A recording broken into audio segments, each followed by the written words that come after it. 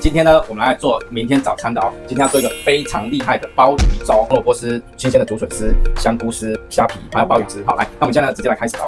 少许的油，好，从葱头加下，煸到这样金黄色之后呢，就可以了。虾皮加下来，泡发的香菇丝，还有红萝卜丝、竹笋丝、咸蛋、小白薯就加下来。好，我们现在这个炒到香气出来哈，有点上色之后，我们这个长糯米加下来。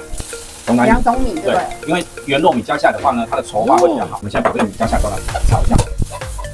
好，鸡油的葱出现加下来，增加它的香味。好，加2大匙，好拌2000 cc 的水加下，好模仿的蒜香椒盐。你的话，鲍鱼汁也要一起下盐。好，煮5分钟。好，现在把它倒过来哈，再给它煮滚5分钟。好，5分钟时间到了哈，把锅盖盖起来，把它放到这里面哈，这个锅盖给它盖起来。好，卡水卡下去。好，那这个呢有这个专利设计，晚上煮好呢，放到明天早上就一锅热腾腾粥好吃喽。现在时间是早上6点多哈，昨天晚上煮的这个粥已经好我们哇，阿娘喂，你看这多浓稠哇！来试一下哦。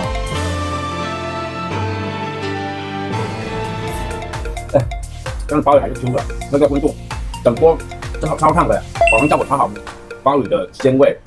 蔬菜的甜味，米粒释放出来这个淀粉质的香气，娘喂，好好吃的，用这焖烧锅做出来，你不用插电，因为一般煮这粥最少要1个小时。所以用炒料只花大概10分钟不到。非常好吃的鲍鱼海鲜粥分享给大家，温国志家常菜从来不弃菜，赶快来吃鲍鱼粥吧。